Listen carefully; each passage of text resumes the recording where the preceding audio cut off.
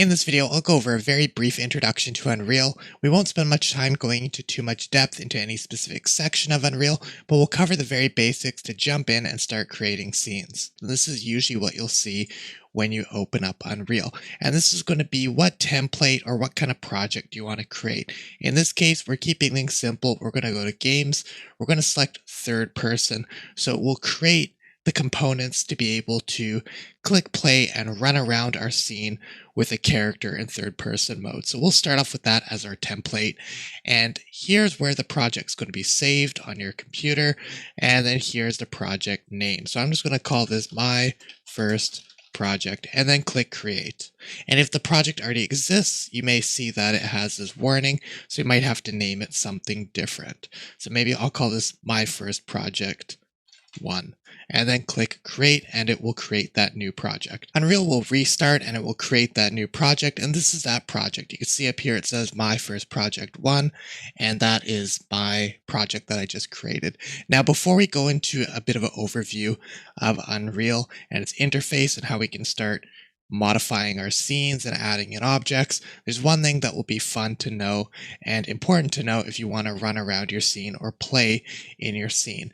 You'll see this button up here that says play this level. So right now we're in edit mode. We can move around our scene, which we'll talk about, but that's where you're going to be doing all the editing, placing objects, and modifying things. But when you actually want to play your scene by navigating around it with a character, that's where you can click this play button.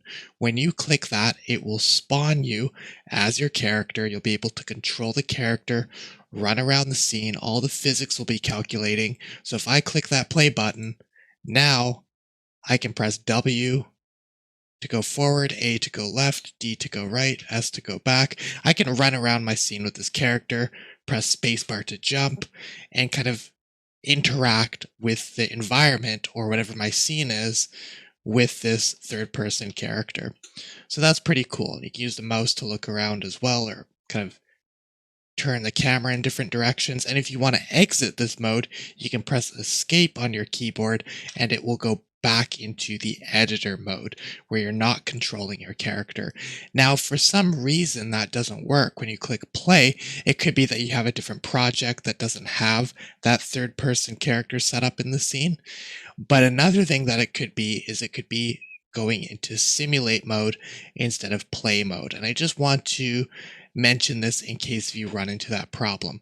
So right now this arrow is a green arrow, but if I go down here to these 3 dots, I can go here and there's a simulate mode.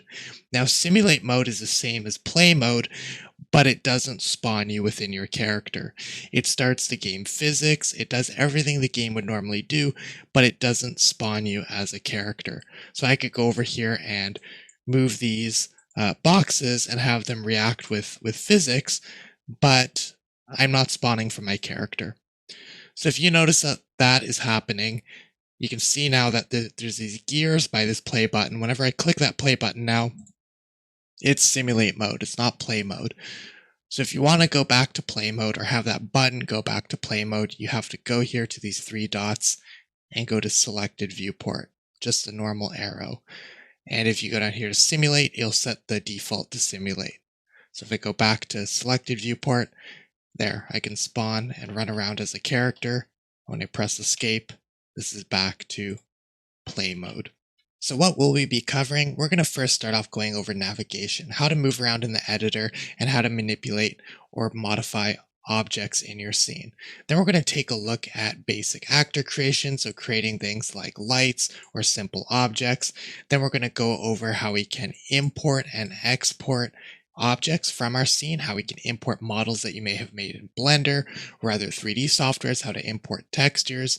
We're going to take a very brief look at materials. How can we create materials that we can apply to our objects to change their color or how their surface looks like? And then we're going to start moving over and taking a look at how we can create simple landscapes and sculpt them as well to add mountains or valleys or dips. And then we're going to scatter objects along that landscape That could be like foliage, like trees or plants or even rocks. And then we're going to take a very quick look at lighting our scene, changing the sunlight direction, changing some options of how the lighting looks. And then finally, we're going to go over post-processing, how to do some color corrections, how to get the most out of our scene. And then finally, how to output what we've created to something like a video or screenshot it as something that we can share with other people or show to other people. So we're going to start off with a completely empty scene. We're going to go up here and go to File, New Level. This will create a new scene, not a new project, but just a new scene or environment or level that we're going to work with. And we're going to select Basic. So it just has a sky system and nothing else. And we'll click Create. And now we just have our player start. We have our sky and we have this plane. And that's really it, or the floor. Now let's take a look at navigation. So how do you navigate in the editor? There's two main ways that you can navigate, or two ways that I usually navigate.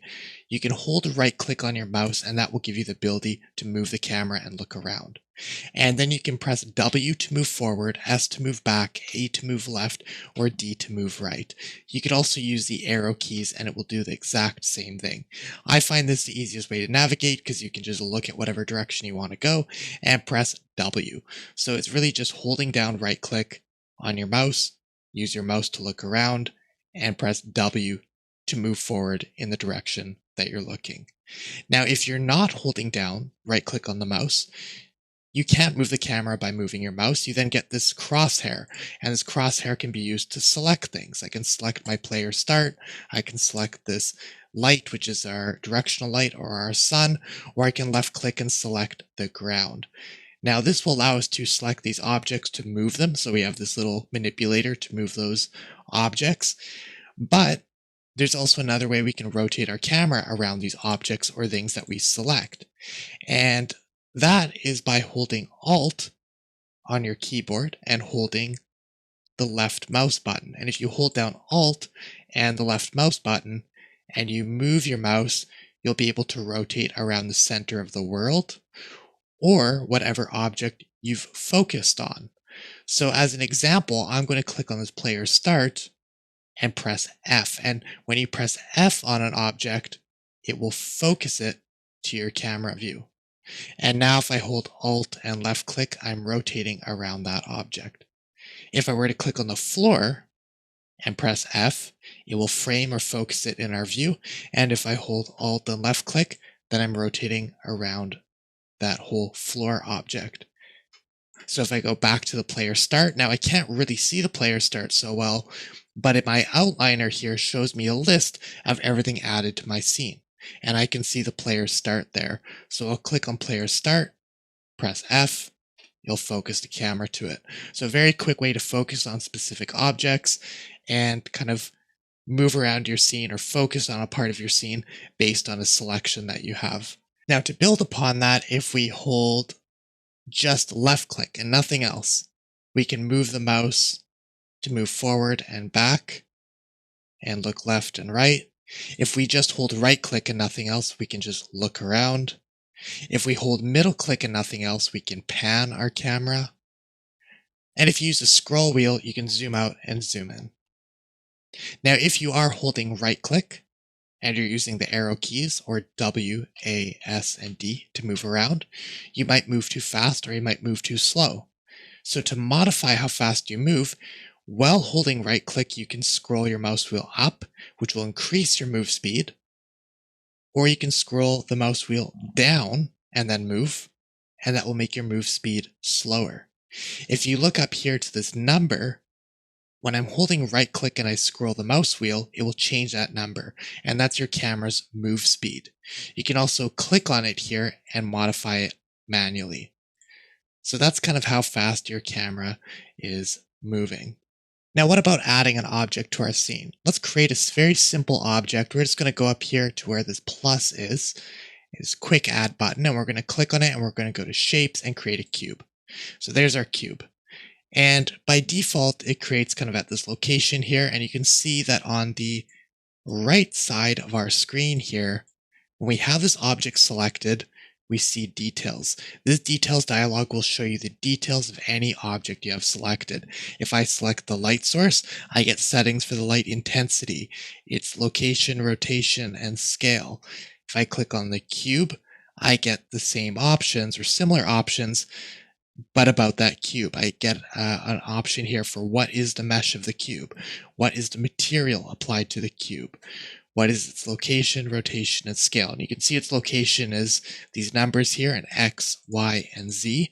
And if I click on this little reset button, it will reset the cube's position to 0, 0, 0, or the center of the world. So let's try that out. We click this little reset button. Now the cube moves to the center of the world. So next, let's press F to focus on that cube. So we're zoomed in. Maybe I'll back up just a bit, and let's try moving this cube around. So whatever you have selected, you'll get the manipulator here to move that object. So I can click on these arrows and move it in the direction those arrows show. And this is by default in the move tool, but there's a couple different tools that might be useful to know how to change between. You can press Q for selection, W for translate or move, E for rotate, and R for scale. So if I move, I can move the cube. That's W. E, I could rotate the cube. And R, I could scale the cube in different directions or all the directions. And I can also modify the numbers here to do the exact same thing. So scale, I could reset it to 1, 1, 1. So it scales it equally in all directions. Now just going back to that, if we go to move here and I move the cube, it's kind of steppy. And it's because we have this enable snapping on, and the cube is being moved and snapping to the nearest 10 units. Same thing for rotate. It's rotating increments of 10 degrees. Or scale, it's scaling in increments of 0.25. So you could change these. So if I were to move this cube, it's very steppy right now. If I change that to 50, then it moves only 50 units at a time. And if I change it to 1, then it will move 1 unit at a time. So depending on how precisely you need to place something, you might want to change these snapping options. Now, one last thing we'll take a look at is we're just looking at our scene through this one kind of view or one camera. You might want to view multiple views, maybe the top view, the side view, the front view. If you want to change it to have multiple views, you can click this button here, which splits this viewport into a bunch of different views. And you can see here that here it's viewing back, right, top, and you could change these. I could change top to view left instead, or view perspective instead, and have a different view of my scene here. So you can do that. And then if you want to maximize your views to just one of these, you can click on this little maximize viewport. So you can split it between 4 different views or maximize one of those views. And I don't use that too often, but it is useful in some cases. And over here, if you click on these 3 little lines, you have options to show the frame rate, to kind of even take a screenshot, which we'll talk about later, or create a new camera. So you have a bunch of options here, and I won't go into too much detail, but you can kind of go through here. If you want to see your scene as a wireframe, you could change it. Unlit, where there's no lighting. Lit view. And then scalability, this is what graphic setting you're running in. If it's too slow, you could put it to low or medium. You can also access that over here under settings, engine scalability. And usually if you're working around with a complex or big scene, it might be useful to set it to medium or low, and later on change it to high or epic when you're wanting to view everything in all of its quality and all the best shadowing and lighting. But for now, I'm just going to leave it on high. Now, what about lights? Let's quickly create a light. So if I go in here and I click on this quick add, we can go to lights and create point lights, spotlights, rectangle lights. Directional light we already have, which is our sun. So if I clicked on that and I press E to rotate, I can angle our sun. And if we want to add lights, again, quick add here, lights, point light. And now I have this point light that I can move around and change its intensity and my details, change its color. So you can kind of play around with that and start adding lighting to your scene. So I'll delete that for now, but that's kind of a basics of how we can add lights. And then over here, we've talked about this a bit. This is just the outliner. It shows everything that's currently in your scene. So I have my player start, I have the floor, I have this cube that we created, and then our skylight, sky atmosphere, environment fog, our directional light, the clouds. If I hide that by clicking this eyeball, the clouds disappear. So you have a kind of overview of everything in your scene. And you could organize this more. Right now there's a folder called lighting that has all the lighting in there, but you can go here and add new folders to place things inside to keep it more organized. There's a search in case if your scene has hundreds of objects or thousands of objects, you could find a name of something very quickly. But this is a quick way just to look at what's currently added to your scene and select them by clicking on them as well. So you don't have to go into your scene and find the object and click on it. You can also just select it through your outliner. And finally, at the bottom of our screen, we have our content browser. This is where all your content will be, all your models, all your textures, sound files, things that you'll create or import into Unreal. So this is kind of going to contain all your assets, textures, objects, pretty much anything that you're importing to Unreal or anything that you're creating inside of Unreal. Now, if you're wanting to export things out of Unreal, you can select your objects and go File, Export, or Export Selected. So export all or export selected, but that's a very crude way of exporting things. Normally, you can find your objects in your content browser here if they are objects that you imported. So if I went here and I found like an animation, I can go here to Asset Actions and export it and see what options I have to export this out of Unreal. But usually you're not doing that. Usually you're importing things into Unreal. And to import or create things in Unreal in the content browser here, you can right click and import it into Unreal. Now that will only work if you're at the content level folder or lower. So I'm going to go into the content folder here and right click, and then this dialog comes up and I can import to game or import into Unreal, and that will bring something in from your computer that you can select and add it into this content browser so we can use it within Unreal. You can also create things here like effect systems and a bunch of other things that might be useful. Now in this case, let's try creating something. We're going to create a material so we can maybe make this cube look a little bit different. So I'm going to go here and select material and call it m_metal, and we'll make a simple metal material. So we'll open up this metal material by double clicking on it. It'll open up the material editor and we'll see kind of the properties of this material, which kind of change how it reacts with the lighting of your scene. So you can define these different kind of properties of this material, and that will change how it looks. Now you can normally use textures and things to modify this. You can also use simple values. So if we want to make something like a mirror type material or a stainless steel material, or maybe like a chrome material, we can modify these properties here to make our material look like that.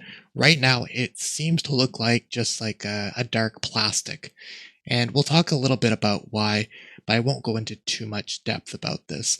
So first things first, look at its highlight. It's fairly soft, and that's our roughness here. That controls how smooth or how rough our surface is. So if I drag out that roughness and put in a value, which is called a constant is just a single value in Unreal, I'll have a single value to be able to adjust that roughness. So at 0 roughness, the surface is smooth, super smooth. We get super sharp highlights or reflections. If we have it set to 1, it's super rough. We get super soft highlights. So maybe we could set it to 0.1. Then it's not too sharp, but not too soft. So you can change these values to control how soft or how sharp that highlight is. If we want to make something like a mirror, we'll set it to 0, so it's super smooth surface, which will give us super sharp reflections. Now, next we have our metallic. So this controls if the surface is a metal or a non-metal. If I drag that out and create a constant, again a single value, if it's at 0, it's a non-metal. If I set it to 1, it behaves like a metal. Now, if I set it to 1, it goes black. And this is because if an object is set as a metal in Unreal, the base color controls how reflective it is. Whereas if it's a non-metal, then Your base color is just controlling the underlying color of the surface. So let's try this out. Let's add a base color. So I'm going to drag out the base color. Now, how do we add a color? We use a constant 3 vector. That's 3 individual constants or 3 individual numbers. One of those numbers could be used for red, the other one could be green, and the other one could be blue. So a constant 3 vector can define a color. So we'll create constant 3 vector, gives us XYZ or RGB, and that pretty much allows us to define a color. So if I make it red, we have something that looks like a red plastic now. But if I make it something like white, and now it looks like a white plastic, if I set my metallic to 1, then it will use that white color for how much it's reflecting and treat this surface as a metal and not a non-metal, and then it looks like a mirror or like a chrome-like material. And maybe its highlights are too sharp. Maybe I want it like a blurry kind of reflection. So we'll up our roughness, maybe 0.2. And now we have something that looks kind of like a bit of a blurry or scuffed up kind of chrome. And we'll save that for now, but materials are a subject of their own, but this will kind of get you started. So now if we have that material, we can go to our cube, drag and drop that material on our cube. Now I think this material looked better on a sphere rather than a cube. So let's delete our cube. Let's click on our cube, press delete, it's gone. It's deleted from our scene. We'll go up here, add, shapes, sphere, reset its position to 0, maybe drag it up a bit, maybe press R and scale it up a bit, drag our metal material on it. There we go. We have our kind of chrome sphere. So now that we know how to create some materials and add some objects to our scene, or very simple objects like this sphere, maybe what we're going to do is take a look at how we can add some land. Maybe I want to start creating the environment that we saw at the beginning of this video, like that beach. So what I'm going to do is delete out the floor. I'll click on the floor here and just press delete. It's gone. Now we have no floor. We're going to go up here to where it says selection mode. We're going to change it from selection mode to landscape mode. Now it will show a green kind of grid of where our landscape is going to be created and how big our landscape is going to be. And we'll leave it at the default settings here, which should look similar to this. And there's 2 ways you can create landscapes. You can import them from a file that defines elevation or height. But for now, we're going to keep it simple. We're just going to create a new landscape that's totally flat, like what we see here with this green grid. So we'll just go to create new and we'll click create. And there we go. We have our landscape. Now we can start sculpting on it. So I can see where this chrome ball is that we have, but we have this brush now that we can use. And we have tools like sculpt, smooth, ramp, all these different tools here. But pretty much if you left click, you can add to the terrain or bump it up. And if you hold shift and left click, you can push the terrain in. And I'm just going to undo that by pressing Control Z a bunch of times. And I'm just going to be very careful. You can change the strength here of the tool. Maybe I'll set it to 0.1. And I'm just going to go here and add a tiny lump like that. And that will be the start of my beach environment. And that's it for now. Just a little lump like that. And I'll leave landscape mode. I always can come back, but I'll go back into selection mode so I can select my sphere from my outliner and press W and just move it up so it's not underneath the ground. But if I ever want to go back and change the terrain more later on, I can go here and switch it back to landscape mode and continue sculpting. But for now, I'll go back to selection mode. So we have this little lump in our terrain now. And maybe I want to fill everywhere around this lump with water.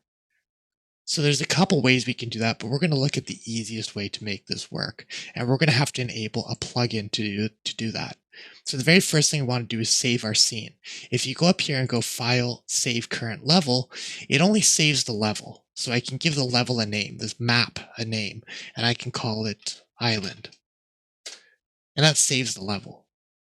Now you might see these weird kind of shadows appear, but that'll go away It's just an artifact of it saving and refreshing things.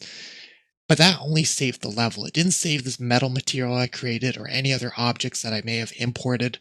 So if you want to save everything that you've modified in Unreal, not only the level, but objects that you may have imported, materials that you may have created, things that you may have adjusted, you want to go to File, Save All. That's a safer way of saving. So File, Save All. Now, once we've done that file save all, so we save everything, we want to enable a plugin that will add an easy way for us to add some water to our scene. So I'm going to go up here to Edit, Plugins.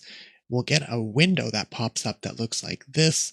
And what we're going to do is we're going to search for water, and we're going to add water experimental and click yes, and water extras, click yes, and then it's going to ask you to restart your editor for these changes to take effect. So I'm going to click restart and it will open back up with these two plugins enabled. And once it's opened up now, we should have that plugin enabled. I might see a different scene here. This is not the one we created, so I'm going to go File, Open Level, open that other level I created called Island. Here's our island. And there's the ball that we had, our chrome ball. And we want to add our water around the scene. So what I'm going to do here is go to this plus, and we're going to search for water. And you'll see this water body custom, which we'll click on. And that creates a little kind of grid that looks like water. And we'll just reset it to the 0 position of the world. And I'm going to scale it up to like 500. And then push it up a bit, and there we go. Now we have some water around our tiny island. And we can put this up as much as we want. Maybe we'll want to add more land to our island, but now we have some water.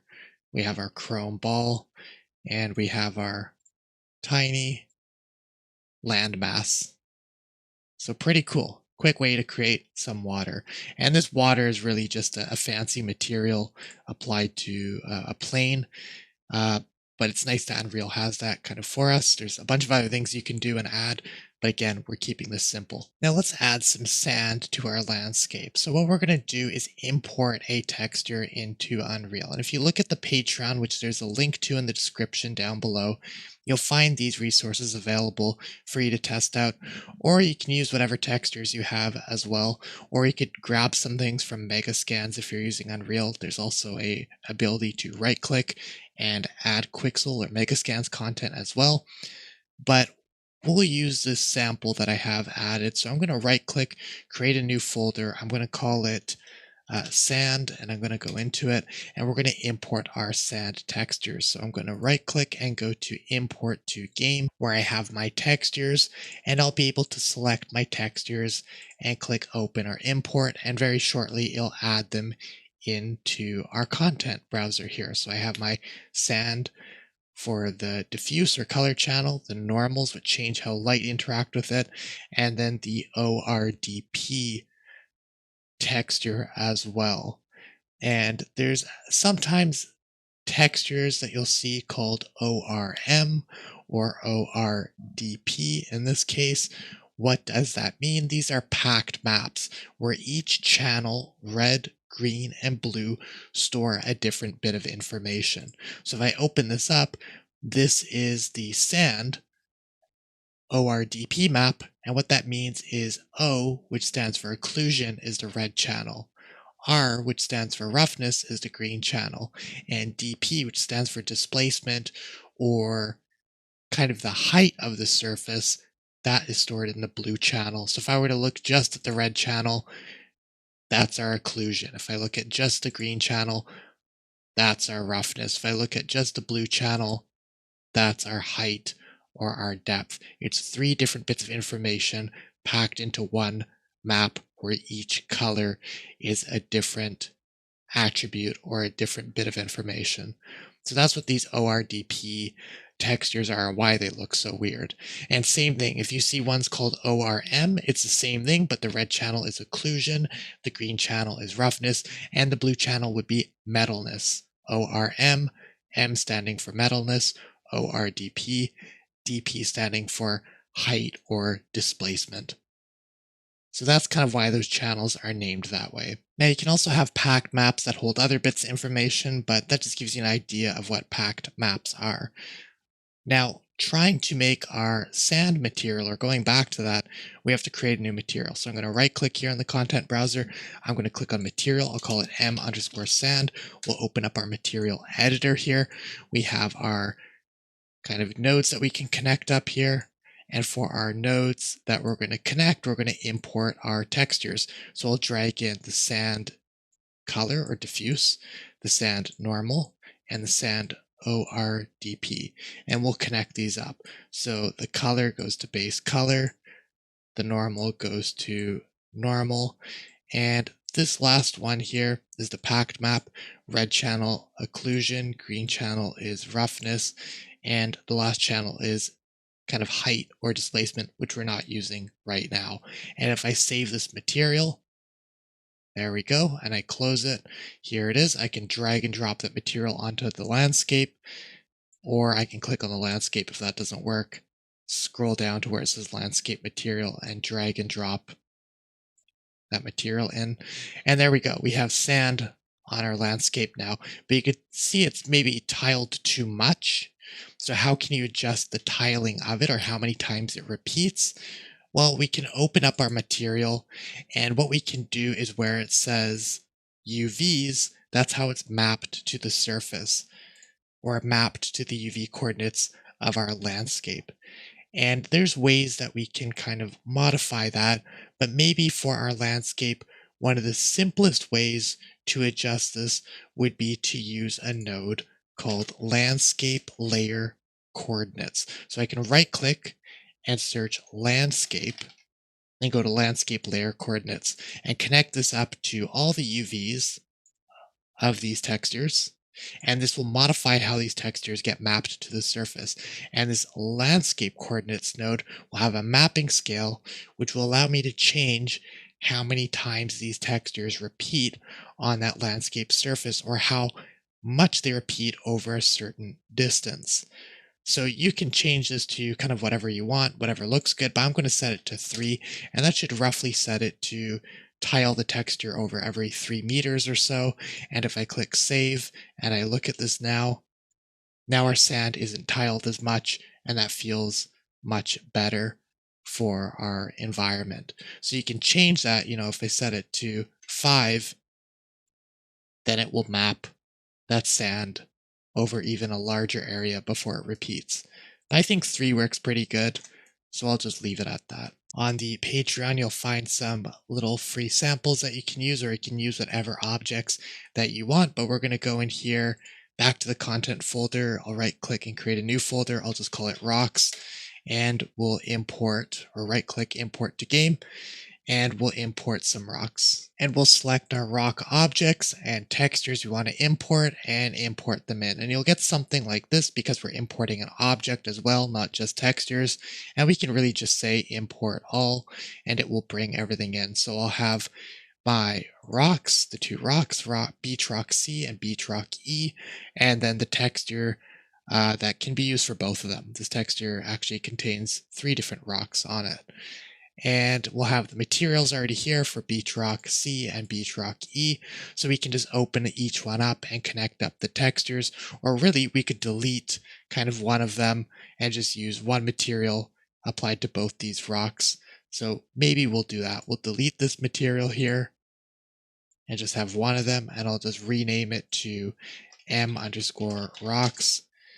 And to make sure that gets applied to both these different objects, we can double click on these objects here, and that way we can inspect them. You can rotate around or look at those objects, and we have the default material on them. So we're going to connect this M rocks to the default material of this object and save it. And same thing for the other one. We'll open up the beach rock C by double clicking on it and drag and drop our material here, m_rocks, as its default material, and click save. And what we'll do is we'll go and in this mrocks material, we'll connect up all those different textures. So I'm just going to drag them in, the diffuse, the normal, the packed map that has this time occlusion, roughness, metalness, and we'll go in here and connect those all up. So base color to our color or diffuse, normal to normal. And then for our packed map, R is the occlusion, G is the roughness, and B is the metalness in this case because it's a ORM material, but really we don't need metalness. We just plug it in, won't make a difference. It's just going to be black in that channel, so it won't matter. And there's our rock material. We'll save that. And what we'll do now is if you place your rocks in your scene, I can just drag them from the content browser into our scene. There's our rocks. Now that's kind of a bad way to place them. Dragging and dropping them like this from your content browser and dropping them in the scene. It works, but it's not very efficient. So I'm going to delete all those out. And what we're going to do instead is use the Foliage Scattering tool. The Foliage Scattering tool can be found up here by going to Foliage. And then we can drag and drop our foliage here. So we can drag and drop our rocks that we want to use. And then we can see that both these rocks have this little checkbox on, so it will scatter both them. So if I left click now, it'll paint those rocks randomly where that brush was. And if I want to remove them, I can hold shift and left click and remove the rocks. So left click to paint the rocks, shift and left click to remove them. And you can change your brush size, your paint density, and options for each rock as well. And if you only want to scatter one rock, you can check on only one of these items. So if I only check on this rock, I only am scattering that rock. If I check on this other rock, I'm only scattering that other rock. If I check on both them, I'm scattering both them together. And then here we have options for density of each one. So we can have one of the rocks be more dense than the other. So maybe what I'll do is I'll scatter both these rocks, but we'll make the density really high, like 300 for both of them. And now if I scatter, it's very dense scattering, but they're too big. So how can I make them have random sizes? Well, on each one of our items here, you have the ability to have a scaling that's a random between a minimum and a maximum. If I make the minimum 0.05 and the maximum 0.1, it'll scale down that rock to be within that range and randomly choose scales between that range. It'll make them much smaller, like pebbles. So let's try that. For both of these, if I set the scale X to 0.05 and 0.1, and now I paint, we get tons of these little pebbles on the ground. And I could paint that, maybe this is not very efficient, but I could paint it over the whole island here, and now we have pebbles everywhere in our sand. And then if we want rocks that are a little bit bigger, we can go in here and set this to maybe 0.1 and 0.5 for both of them. And now it will scatter rocks that are slightly bigger. And if I were to paint, I'd be able to paint that, but I'd have to delete these first because the density is already used up by these. So if I hold shift and delete an area, I could then paint bigger rocks and you can scatter them. And if you want a scattering of all kinds of different sizes of rocks, maybe I'll delete all this. And what we'll do is we'll do a scattering between 0.05 and 2. And I'll do that for both of these, 0.05 and 2. And then if I paint, maybe with a lower paint density like 0.1, I can then paint some bigger rocks, smaller rocks, maybe delete those away. Maybe it's still too much, maybe paint density of 0.05, or maybe I bring down the density of one of these so they're not painting as often, maybe placing rocks every 100 instead of every 300 for both of them. And then you can kind of just speckle in and place in some rocks around where you want. You can play around with that and start painting around your scene and populating some of these rocks going into the water, and then delete away ones you don't like and kind of add them into whatever you think looks natural or looks good. So now you can see I've painted in some of those rocks. I think this looks pretty cool. Maybe not perfect, but good enough. So I'm going to go back to selection mode. And what we're going to do now to kind of wrap this up is to angle our sunlight. So we're going to go here and find our directional light in our outliner, which is right here. It doesn't matter where it's placed. It matters about its rotation because it's the sun in the sky. So if I see the sun there and I rotate this directional light, it controls where that sun is. So I'll turn off snapping for rotation and I'll be able to control where that sunlight is. And maybe I'll make it like a very dramatic kind of sunset And now we see our beach with the sunset. And maybe it's a little bit higher off the horizon. So you can kind of play around with that light. Maybe find a patch of the sky where it can slowly peek through, like there. And this gives you a rough idea of how you can start building your own scenes, importing your own assets and textures, and start adding more. Now, one final thing we're going to do to make this look a little bit better is we're going to add a post-processing volume. This volume will allow us to add a color correction or modify how our camera interprets the scene. So we can go up here to this plus and search post process volume and create it. And we'll see it in our outliner here. I don't really care about where it is in the scene. It'll show up as a box, but we're going to make it affect everything. So we're going to go onto that post process volume in the details, and we're going to search for unbound and turn infinite extent unbound on. That makes it affect everything in your scene. And then we're going to go here and scroll down. We'll go to bloom. We'll change the method to convolutional. That will make our things like our sunlight look a bit more realistic or a bit more interesting, giving up the intensity, and it kind of makes the sun have this very bright glow. Now, this is a little bit heavy to do for games, uh, but we don't care about performance right now. We're just trying to get the hang of Unreal and build something that's cool, that's fun, that's quick, and give you a quick start into Unreal. So I'm going to change this bloom to convolutional. Maybe I'll push it to 2 because I think that looks cool, getting this nice highlight on this chrome ball here. And then what we can also do is make other color adjustments. You can scroll down here and adjust lens flares onto the camera. You know, you can make that really weak lens flare, really strong lens flare. We can go in here and change the exposure. We can set the mode to manual, and then we can turn on this exposure compensation and change the exposure of our camera to be locked to a certain exposure level.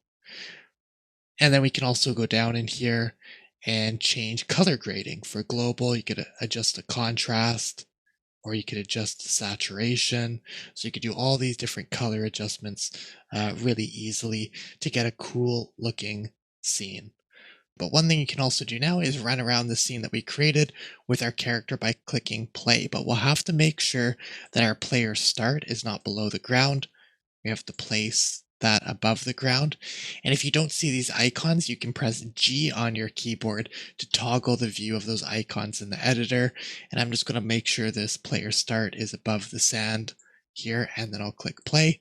And now we can run around our scene as a character. So pretty cool. We're able to create a nice looking start to a kind of beach environment in Unreal in a very short amount of time, but hopefully it gives you some information to kind of get started. And then finally, if you want to export something, like export a screenshot from this or something, you can press G to hide all these icons, and you can go here and do a high resolution screenshot, and you can save out a screenshot and it will tell you where it saved it out in the bottom right.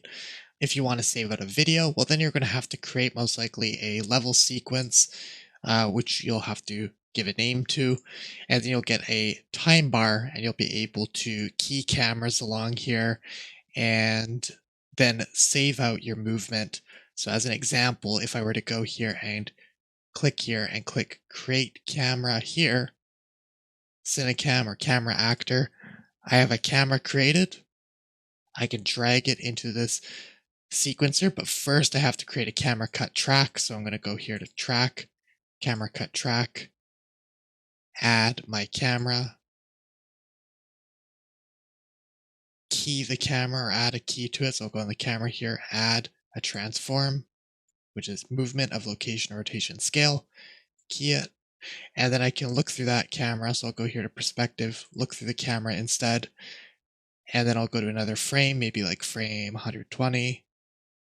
I'll move forward, click key, and then I could scrub the time bar, see that camera moving, and then click this button, which looks like a little action button, and I'll be able to save it out to either an image sequence or a video.